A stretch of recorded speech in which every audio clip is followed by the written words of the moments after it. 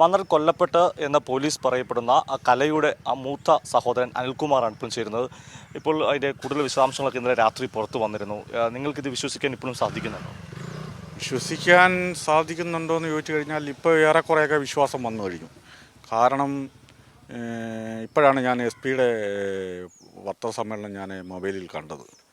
അപ്പം അവർ പറയുന്ന വലിയ വരുമ്പോഴ പാലത്തിൽ അവിടെ കാറിൽ കൊണ്ടുപോയി പിന്നെ ഷാൾ മുറുക്കിയിട്ട് കൊല ചെയ്യപ്പെട്ടു. ഇവരെല്ലാവരും കൂടെ കൂടിയാണ് പിന്നെ അത് സെപ്റ്റി ടാങ്കിൽ കൊണ്ടുവന്നിട്ടെന്ന് പറയുന്നു. അങ്ങനെയാണിപ്പം ബഹുമാനപ്പെട്ട എസ് പി പറഞ്ഞത്. ഇന്നലെ വൈകിട്ട് പത്രസമ്മേളനത്തിൽ പറഞ്ഞത് ഞാനതിപ്പോൾ മൊബൈലിൽ കണ്ടുകൊണ്ടിരിക്കുമായിരുന്നു. അവർ കൊന്നിട്ടുള്ളതാണെന്നുണ്ടെങ്കിൽ തീർച്ചയായിട്ടും അവർക്ക് അതിന് അർഹമായിട്ടുള്ള ശിക്ഷ തന്നെ കിട്ടണമെന്നാണ് എനിക്ക് പറയാനുള്ളത്. കാരണം ഇതുവരെ ഈ നിമിഷം വരെയും നമുക്കത് വിശ്വസിക്കാൻ പറ്റാത്ത ഒരു സാഹചര്യമായിരുന്നു. കാരണം എന്താണെന്ന് പറഞ്ഞു കഴിഞ്ഞാൽ അവരതുപോലെയാണ് നമ്മളോട് സഹകരിക്കുന്നത്, നമ്മളതുപോലെയാണ് അവരോട് സഹകരിക്കുന്നത്. കാരണം ഞാനും ഒരു ഓട്ടോറിക്ഷ ഡ്രൈവറെ അല്ലാതെ കാർ ഓടിക്കുന്ന ആൾ ഒക്കെ ആയിരുന്നു. എന്തെങ്കിലും ഓട്ടങ്ങളുണ്ടെങ്കിൽ അവർ നമ്മളെ വിളിക്കുകയും സ്നേഹമായിട്ട് തന്നെ നമ്മളോട് പെരുമാറുകയൊക്കെ ചെയ്യും, സഹകരിക്കുകയും ചെയ്യുന്നവരായിരുന്നു. പിന്നെ എന്തെങ്കിലും കാര്യങ്ങളുണ്ടെങ്കിൽ മാത്രമേ അങ്ങോട്ടും ഇങ്ങോട്ടൊക്കെ പോകത്തുള്ളൂ. അല്ലാതൊന്നും അങ്ങനെ ഇന്ന് വരെ ഒരു കാര്യങ്ങളും ഉണ്ടായിട്ടില്ല. ഉണ്ടായാൽ തന്നെ ഞാനോ അല്ലെങ്കിൽ എൻ്റെ മക്കളോ പോകും, അല്ലാതെ വേറൊന്നും പോകത്തില്ല. ഇന്നുവരെ അങ്ങനെ ഒരു കാര്യങ്ങളും ഉണ്ടായിട്ടുമില്ല. പിന്നെ അവൻ്റെ പെരവസ്തുവിലേക്ക് ഞാനും എൻ്റെ മക്കളും പോയായിരുന്നു, ഇല്ലെന്ന് കള്ളം പറയത്തില്ല. കാരണം ഇങ്ങനെയൊക്കെ ഉള്ളൊരു ആൾ നമ്മളെ അങ്ങനെയൊക്കെ സഹകരിച്ച് കഴിയുമ്പോഴത്തേക്ക് നമുക്കിതൊക്കെ ഇങ്ങനെയൊക്കെ ചെയ്തു എന്ന് പറയുമ്പോൾ നമുക്കത് വിശ്വസിക്കാൻ ഒരിക്കലും പറ്റുന്ന ഒരു കാര്യമല്ല. പിന്നെ അവർ അങ്ങനെ അത് ചെയ്തിട്ടുണ്ടെങ്കിൽ അതിന് അർഹമായ ശിക്ഷ തന്നെ കിട്ടണം. അത് എവിടെയും ഞാൻ പറയും. ഇന്നിപ്പോൾ രാവിലെ കലയുടെ മകൻ മാധ്യമങ്ങളോട് പ്രതികരിക്കുന്നുണ്ടായിരുന്നു. അദ്ദേഹം ആ കുട്ടി പറയുന്ന ഒരു കാര്യമെന്ന് പറഞ്ഞാൽ അച്ഛൻ വിദേശത്ത് നിന്ന് വിളിച്ചിരുന്നു, ഒന്നും സംഭവിക്കില്ല, അവർ പരിശോധിച്ചിട്ട് പോകട്ടെ, അങ്ങനെയൊന്നും ഇല്ല എന്നൊക്കെ അച്ഛൻ പറഞ്ഞു. അതിൻ്റെയൊക്കെ അടിസ്ഥാനത്തിൽ മകൻ പറയുന്നൊരു കാര്യമുണ്ടായി, അമ്മയെ ഞാൻ തിരിച്ചു കൊണ്ടുവരും, അമ്മ ജീവിച്ചിരിപ്പുണ്ടെന്നാണ് പറയുന്നത്. അങ്ങനെ ഒരു മകൻ്റെ പ്രതികരണം കൂടി വന്നിരുന്നു. ഞാൻ അതാണ് പറയുന്നത്. ഇപ്പോഴും അവൾ ജീവിച്ചിരിപ്പുണ്ടോ എന്ന് പറയാൻ എനിക്ക് സാധിക്കത്തില്ല. കാരണം ഇത്രയും വർഷമായിട്ട് ഒരു കോണ്ടാക്റ്റും ഇല്ല. ഒന്ന് നേരിൽ കാണാനോ അല്ലെ ഒരു ഫോണിലോ ഒന്നിലും വിളിക്കാനോ പറയാനോ കാണാനോ ഉള്ള ഒരു ഇടം ഇത്രയും വർഷമായിട്ട് ഉണ്ടായിട്ടില്ല.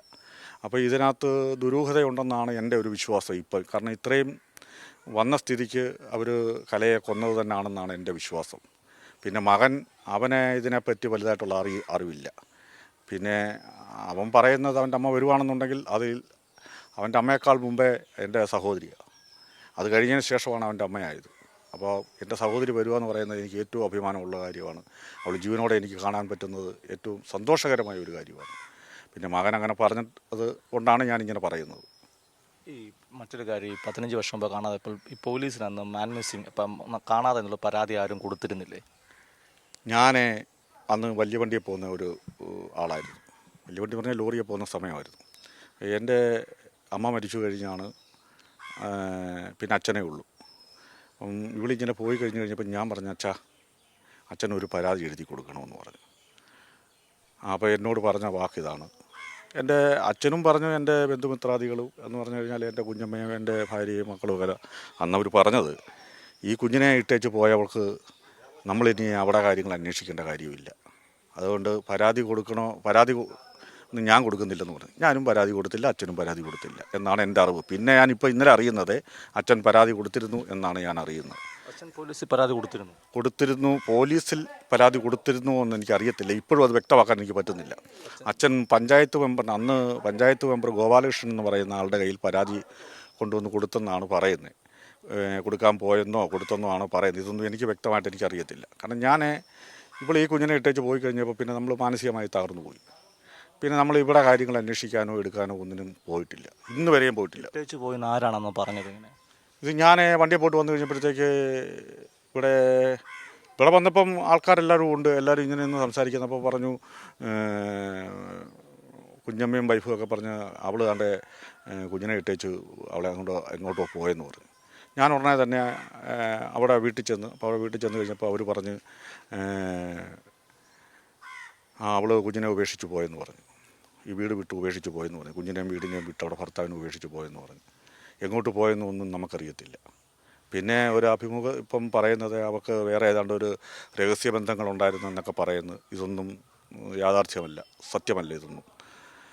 അതൊക്കെ അവർ ചിലപ്പം കേസിൻ്റെ വഴിത്തിരിവ് മാറ്റിവിടാനുള്ള രീതിയിൽ അവർ പറയുന്നതായിരിക്കാം, അല്ലെങ്കിൽ അങ്ങനെ ഉണ്ടായിരിക്കാം. ഇതൊന്നും എനിക്ക് വ്യക്തമായിട്ട് എനിക്ക് ഇതിനെപ്പറ്റി അറിയത്തില്ല. കാരണം ഞാൻ ഇതിനെപ്പറ്റി അന്വേഷിക്കാനോ എടുക്കാനോ ഒന്നിനും ഞാൻ പോയില്ല. കുഞ്ഞിനെ ഇട്ടേച്ച് പോയതിലുള്ള ഒരു വിഷമമായിപ്പോയി.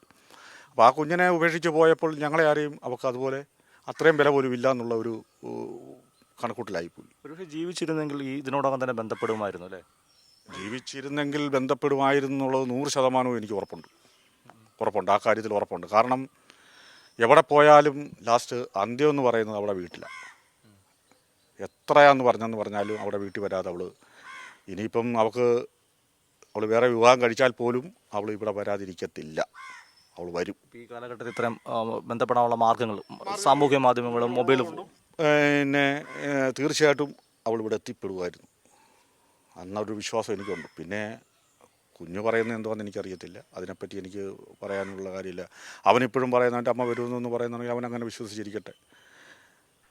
അല്ലാതെ എനിക്കൊന്നും വേറെ ഒന്നും പറയാനുമില്ല, എടുക്കാനുമില്ല. കാരണം എന്താണെന്ന് പറഞ്ഞു കഴിഞ്ഞാൽ ഇന്നലത്തെ ചോദ്യം ചെയ്യലിൽ തന്നെ അവർ പറഞ്ഞിരിക്കുന്നത് അവർ കൊന്നെന്നാണ് പറഞ്ഞിരിക്കുന്നത്. അപ്പോൾ രാവിലെ ഇന്നലെ വൈകിട്ടത്തെ SP യുടെ പത്രസമ്മേളനത്തിലും സമ്മേളനത്തിലും ഇന്നലത്തെ SP യുടെ ന്യൂസിനകത്തും എല്ലാം ഞാനിപ്പോൾ രാവിലെ കണ്ടപ്പോഴെല്ലാം പറയുന്നത് അവർ മർഡർ ചെയ്തതാണെന്നാണ് തന്നെയാണ് പറയുന്നത്. ഇവിടെ വിശ്വസിക്കുകയാണല്ലേ? അത് വിശ്വസിക്കുകയാണ്. കാരണം ഞാൻ വിശ്വസിച്ചില്ലെങ്കിൽ നാട്ടുകാർ മുഴുവൻ വിശ്വസിക്കുന്നിടത്ത് ഞാൻ വിശ്വസിക്കാതിരുന്നാലോ? അതാണ്. അപ്പോൾ അങ്ങനെ വിശ്വസിക്കുകയാണ്. അപ്പോൾ അങ്ങനെ അവർ ചെയ്തിട്ടുണ്ടെങ്കിൽ അതിന് അർഹമായിട്ടുള്ള ശിക്ഷ, ഏറ്റവും വലിയ ശിക്ഷ തന്നെ കിട്ടണമെന്നാണ് ഞാൻ പറയുന്നത്. തീർച്ചയായിട്ടും അതാണ് സഹോദരൻ അനിൽകുമാർ പറയാനുള്ളത്. ഈ കൊലപാതകം നടന്നിട്ടുണ്ടെങ്കിൽ അത് കൊലപ്പെടുത്തിയവർക്ക് അർഹമായ ശിക്ഷ ലഭിക്കണമെന്നാണ് അദ്ദേഹം പറയുന്നത്. മാത്രമല്ല പോലീസിനെയും പുറത്തു വരുന്ന തെളിവുകളെയും അദ്ദേഹത്തിന് വിശ്വസിക്കാതിരിക്കാൻ സാധിക്കുകയില്ല. കാരണം ജീവിച്ചിരിപ്പുണ്ടായിരുന്നെങ്കിൽ ഒരു പക്ഷേ ഇതിനോടകം തന്നെ ഈ വീടുമായി ബന്ധപ്പെടുമായിരുന്നു എന്നാണ് അനിൽകുമാർ പറഞ്ഞു വെക്കുന്നത്.